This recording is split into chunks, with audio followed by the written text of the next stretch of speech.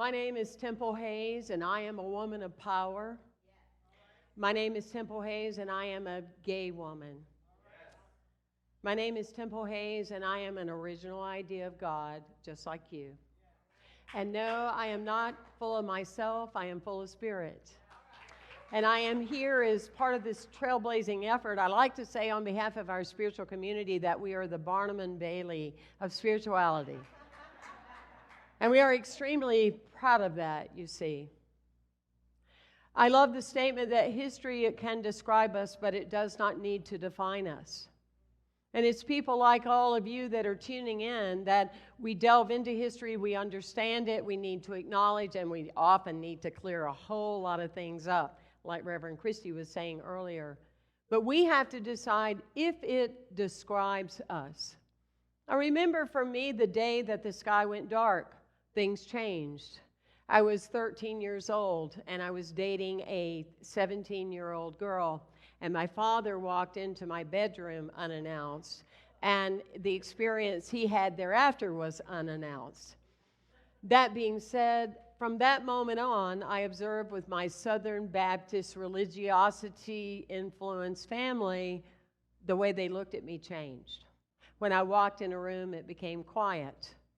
I noticed that people in my high school changed, and I continued to move on. But what I duly noted was the rejection. And so I would go for years rejecting myself. I started to drink, wish I wasn't here, couldn't figure out why a God would create a mistake, because literally that's all I had ever heard. Till I was 19, and a man invited me with the last name of Bliss, if you can imagine, invited me to a unity. And for the first time in my life, I heard that I am a child of God. Yes. I heard I am a child of God. I heard that I am loved. I heard that I am original. I heard that I am unique. I heard that I did not belong in a box. And I thought, well, I'm just going to be sure, And so I tell the minister one night, as I was helping her as a volunteer, I want you to know I'm gay. And she looked at me and said, well, where would you like to go to dinner? And I said, did you hear me?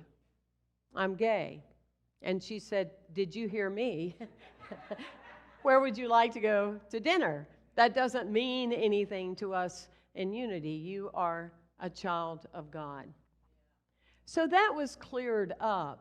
And a new way of creating villages and a new way of creating my own tribe of people that were accepting. And back then, there were very few. But I will say the real work with me needed to be coming from a place of understanding how when I was in the light, I would back down. Because I was still driven by those scarred and wounded emotions as a child. So I would have opportunities to be in the limelight. I would have opportunities to get close to the person next door to me in the airplane. And unconsciously, when someone started coming at me with too many questions, I started backing down. And it was a driver, it was an influencer. So some of you that are tuning in that are so quick to say, well, I've worked through all that, now I totally accept myself. I ask you to take a moment and say, really? Are you totally open everywhere you go? Do you have conversations that you shut down? Do you look at places of employment that you sabotage your job because you're concerned on some emotional level that you are not going to be accepted? Have you really let everyone in? I asked my little 4-year-old goddaughter yesterday, I said, how do we embrace one another?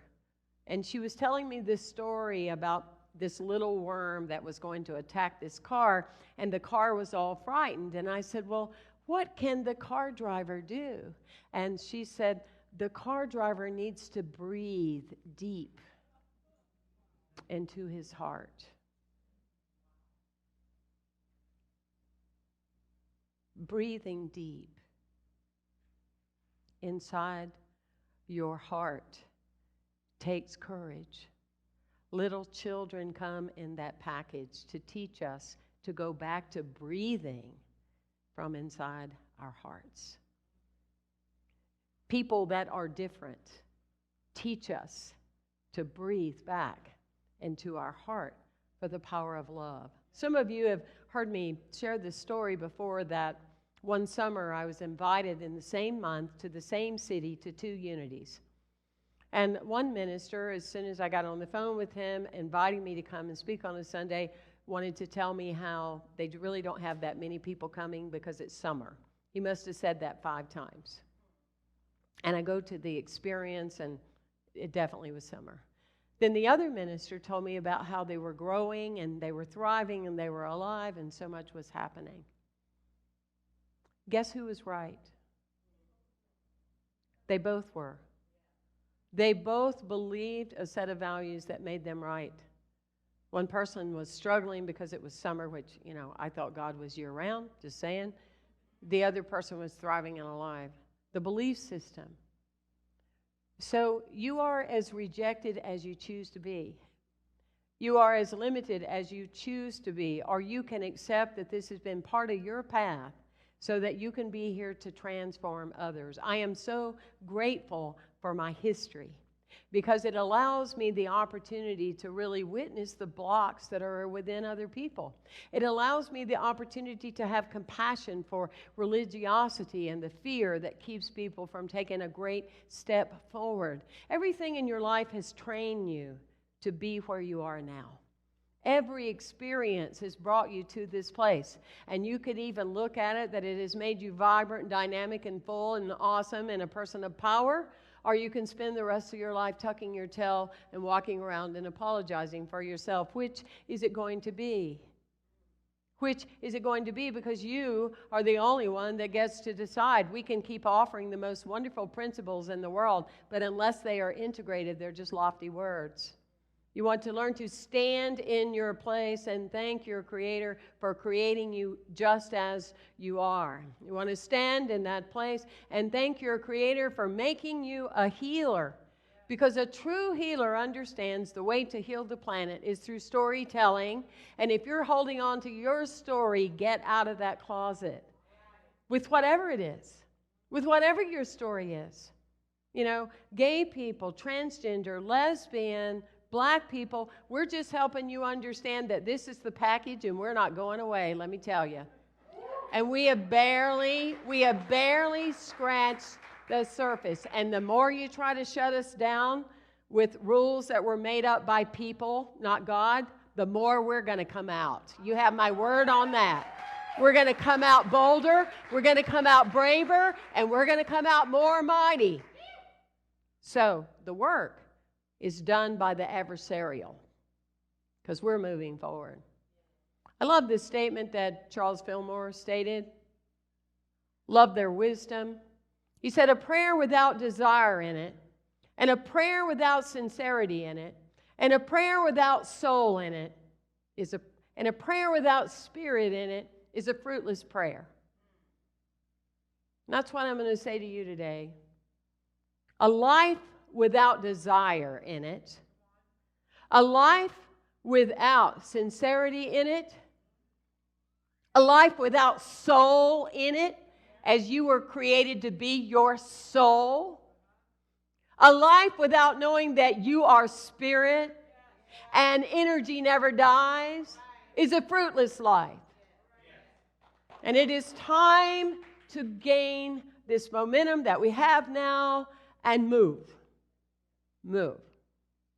That's what it's all about. A woman lost her husband. He died. And she put on his tombstone, the light of my life has gone out. The light of my life has gone out. She grieved for years and years. And then she met a new man. And she had the engraver go back and scratch through what she had said, that the light of her life went out, and she had them put on there, I struck a new match. Many years ago, because of judgment and stupidity and people living in religious ignorance, took the light of my life away. But I want you to know, I struck a new match. I found a teaching that allows me to be what I am when I am, and whatever that might look like tomorrow, because quite frankly, I don't know. But I found a teaching that allowed my light. I struck a new match.